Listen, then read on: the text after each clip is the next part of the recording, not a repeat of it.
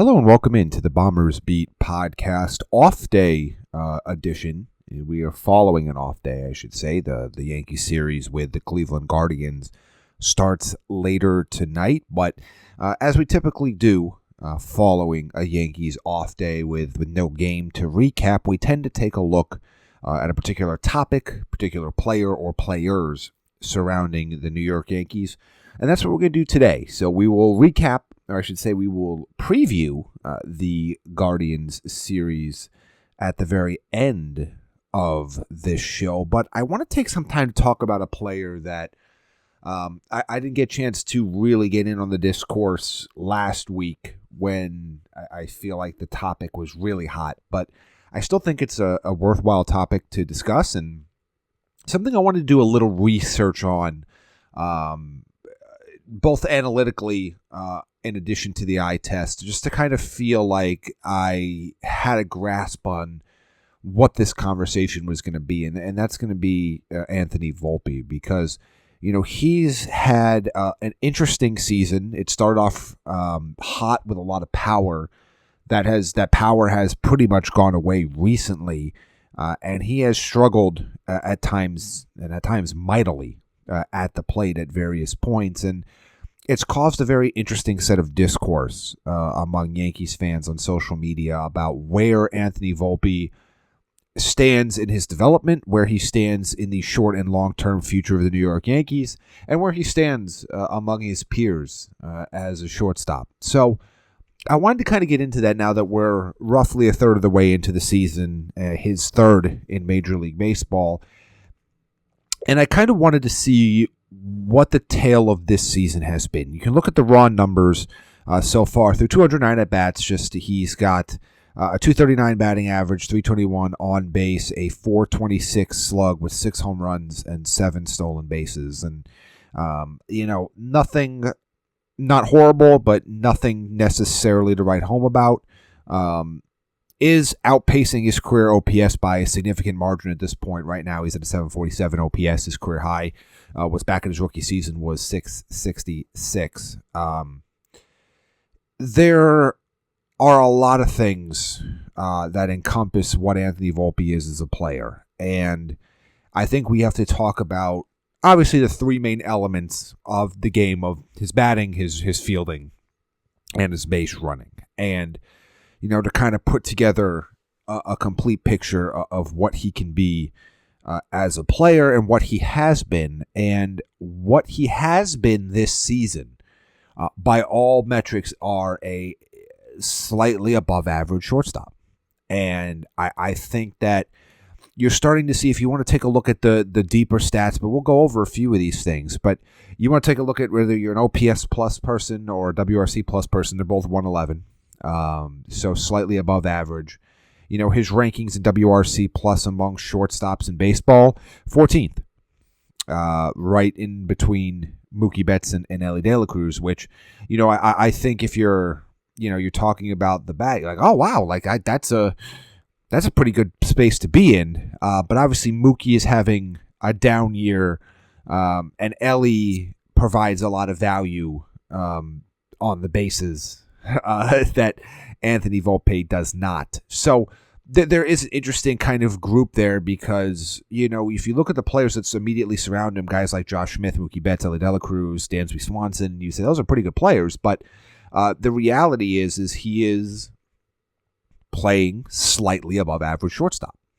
And I think that is reflected in not only his advanced analytics, but in what you're seeing from him. You want to look at his defensive run saves, category. He's kind of sitting in that middle ground. Again, hanging around that middle of the frame.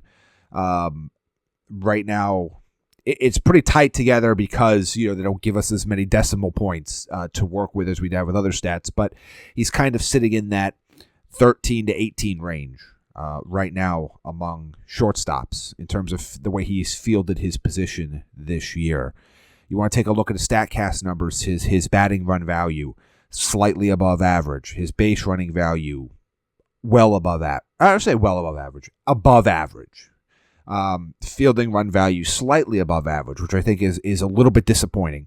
I think those last two ones in general are pretty disappointing. His expected WOBA of 322 is below average. I mean, basically all of his hitting stats, really aside from exit velocity and his hard hit percentage, are all either right at average or below average. The only thing that he is doing well above average right now is his walk rate and his chase rate, which makes sense. I mean, if you've kind of watched his struggles, he's not struggling because he's just flailing out of the zone. I know there was that at bat with runners on against the Mets where he basically was just swinging at all balls. But for the most part, he has been swinging at the right pitches. He's just not hitting them, which again, I don't know if that really, gives you a lot of solace. But, you start to kind of look at where he's at overall, and we'll break it down in three pegs. But let's talk about the batting right now, because that's the part that I think has really gotten the most attention. And look, I know he's only 24 years old, and he has showed marked improvement this year over the last couple of years. His rookie year, he hit for power, but nothing else. I mean, there were some really, really. I know you look and you'll see the 21 homers. The 2020 season he had in 600 plate appearances as a rookie, but there were some very, very bad at bats and bad stretches from him. He just was able to hit for some power. Last year was just bad.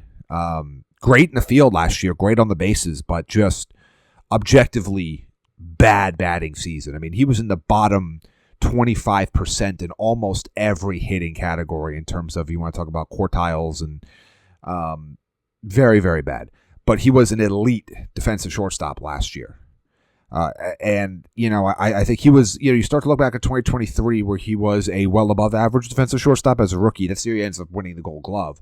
But he was an elite defensive shortstop last year, finishing in the 19th percentile in outs above average. This year, it's been a little bit of a mix. He has improved some of his numbers. You've seen his exit velocity, has gone up by about 3 miles an hour. He's barreling more balls this year. His hard hit percentage is way up. His bat speed is up. I mean, his average bat speed last year was under 70 miles an hour, and it's now over 72. So he is making, and obviously he's improved his chase rate. He's improved his walk rate, but he's also striking out a lot, which is weird. You usually don't see players significantly improve their chase and walk rates while also getting worse on their whiff rates and K rates. And I think, that would be something that would seem antithetical if you were not watching him this year. And I think we have seen him swing through a lot of hittable pitches, swing through a lot of strikes, and particularly swing through a lot of fastballs at points this year. I mean, I know the Rays series earlier, I guess it was last month. I'm starting to get all these series mixed up now. But that Rays series in Tampa, you saw them attack Volpe pretty consistently with fastballs and him just not be able to catch up to it. And we're not talking about 100-mile-an-hour fastballs either. We're talking mid-90s fastballs, upper 90s fastballs, and he was not able to get around on them. So that's a little bit concerning. But the rest of his peripherals look better than last year, but they're still not anything more than kind of equating to average. And I kind of think this is what he's going to be. Now, again, he is 24 years old. I want to be careful not to act like you can't, again, he turned 24, a month ago, April 28th. So I want to be careful not to pretend that there's no way that he can get better or no way that he can show steady improvement, because he is 24. And I know we live in an age and in a prospect age where it's just like, we want these guys to, by the time they get to their early to mid-20s, they should be finished products, because we're seeing stars succeed at that kind of a level. But I will also remind you that Aaron Judge wasn't even hitting major league pitching yet at 24 years old in a month. So that's not to say he's not Aaron Judge. I'm not saying he's going to be Aaron Judge, but it is a little bit of perspective to at least understand that this is a player that is still very, very young. And we have seen players around this age range make big leaps in their bat before. Now, the concern is that we're now 1,400 at-bats, 1,387 to be specific. We're 1,400 at-bats into his career, 1,530 plate appearances. He has played consistently every day this will be his third season now. So he's played a lot of baseball. This is not a lot, where there are 24-year-olds that, I'll play half a season here, maybe got an injury, whatever, and you're sitting here and you're like, well, you know what, he's got, 750 at-bats, blah, blah, blah. I mean, he's played a lot. And he's kind of shown us, even though there has been some progress made, particularly this year over the first 2 years of his career, there is a sign of feels like this might be what he is. And when I say what he is, 240, 250 hitter, 15 home runs. I mean, I think that's... I think that might be what he is. I think the thing that's been concerning for him this year is that the rest of his game has not come around. And what I mean by this is, for all of the improvements, and there have been significant that he has made with the bat, even though the bat isn't as good as I think Yankees fans want or hoped it could be, everything under the hood says he has made significant improvements with the bat. Just, again, it's not gotten to him to be an above average bat. He has gone from bad to average, but that's not, bad to average is an improvement. I think the concern is going to be that he hasn't been as good in the field as he was the first 2 years of his career. He is a far cry from where he was in the field last year in particular. And he hasn't been particularly strong on the base paths either. And you start to talk about last year, he was, in terms of base running value, was ranked in the 97th percentile. Fielding run value in the 92nd percentile. So far through 2025, that base running value is down to 69 percentile, which is above average. There's nothing wrong with that, but it's dropped from elite to above average. And his fielding run value is 61. Again, above average, but drops from elite. His outs above average is 1. Again, which would be in the 65th percentile right now. Above average, but not where he was before.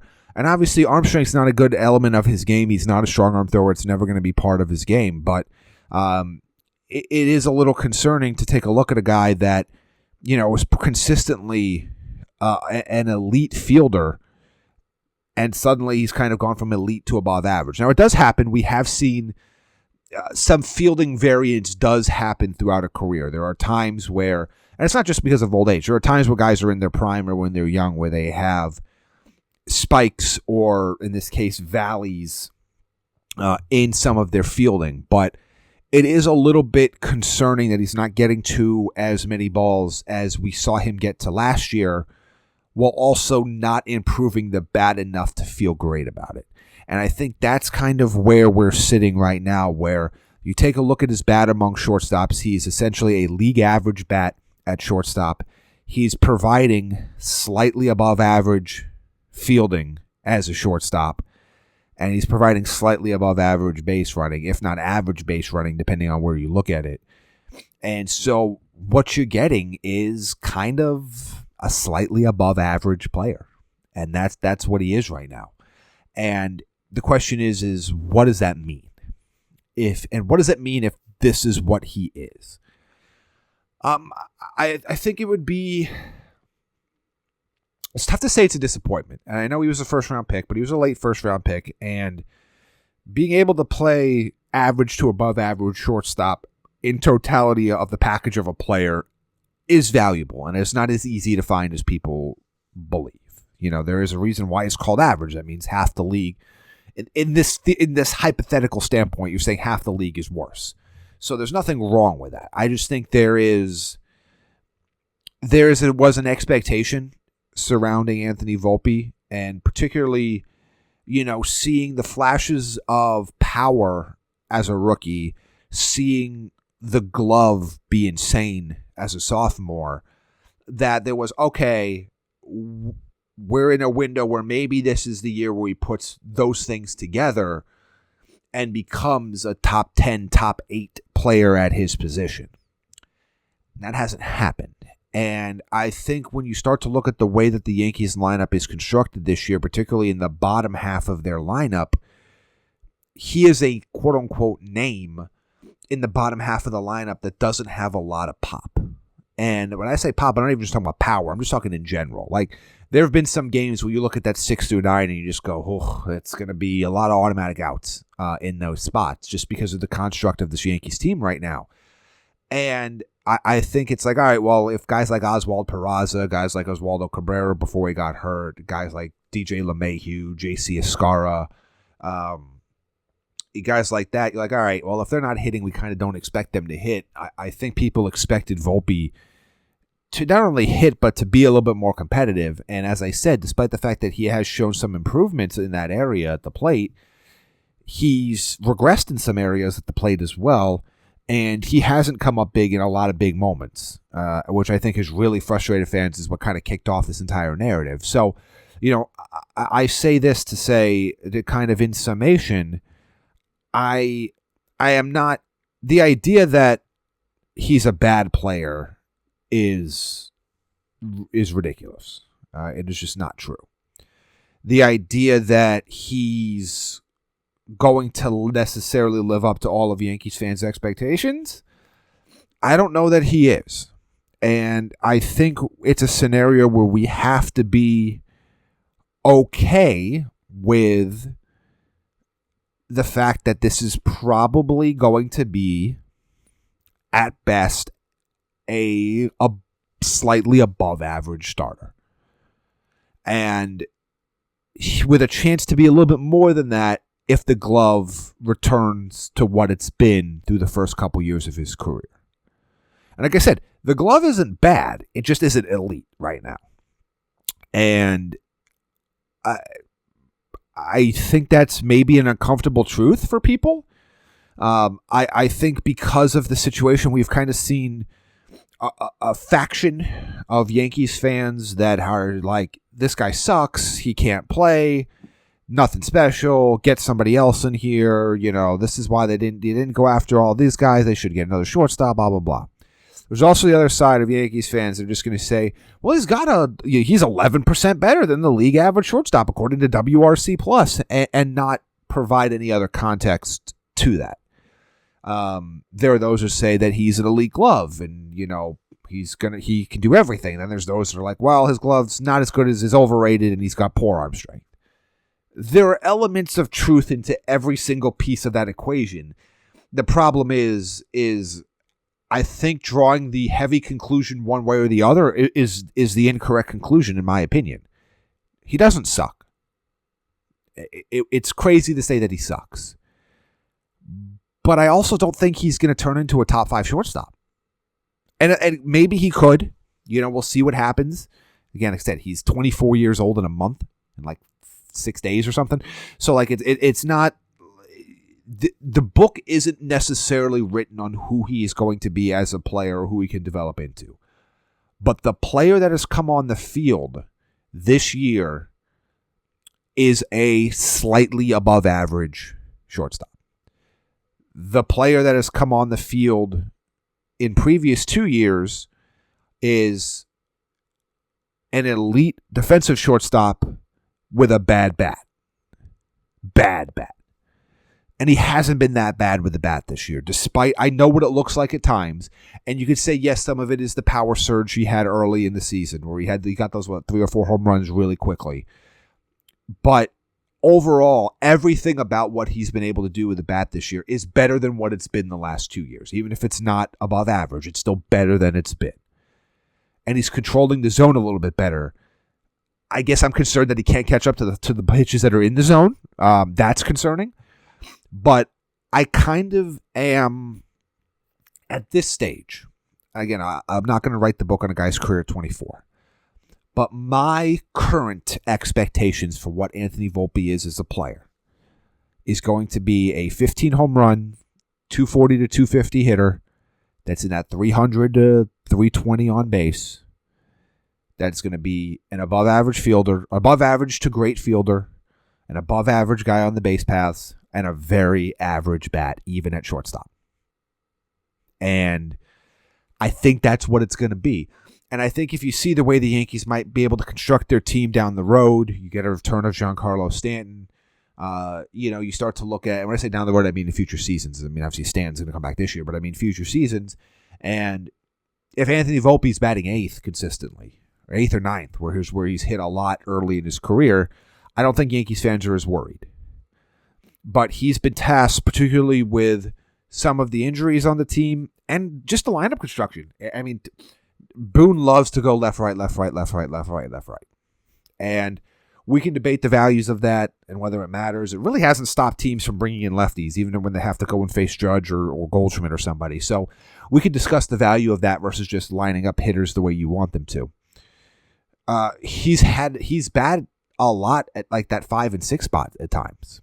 And I think that has also caused a lot of this consternation around him. Like, I'm trying to look right now. He has spent almost the entire season batting 5th or 6th. There was 4 games that he played where he bat 7th. But he has been hitting 5th or 6th almost every single game, with about a 2-to-1 split to 6th. He should be batting in the bottom third of the order. And I think that if he would have been hitting there all season long, I think people would look at him differently. And that part's not necessarily his fault. Like, you look back to last year, he kind of hit all over the place, and he was hitting first for a lot of games last year, which I was not a fan of, and I still wouldn't have been a fan of it. But he spent a lot of time hitting 6th, 7th, 8th last year, and particularly he bat most in the 7 hole. You go back to his rookie year, and he spent the majority of his time batting batting really 6th through 9th, where he bat 9th the most. No, I guess technically so he bat 9th the most, 8th the second most, and then 1st the third most. And again, I think that experiment, he hit 191 as a leadoff hitter. Yeah, look, his time as a leadoff hitter was not what you wanted to see. But to me, I think this is a guy, if he's batting 7th, 8th, or 9th instead of 5th and 6th, has a little bit level of different expectations around him. And I think that's where he should be. So let me know what you think about Anthony Volpe, where he's at right now in his development, where he should bat long term.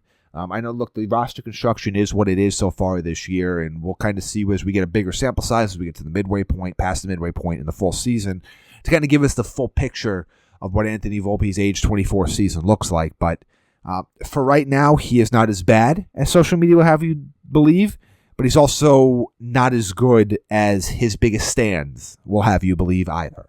It might be the boring answer, but I think it's probably the correct answer. He's kind of somewhere in the middle.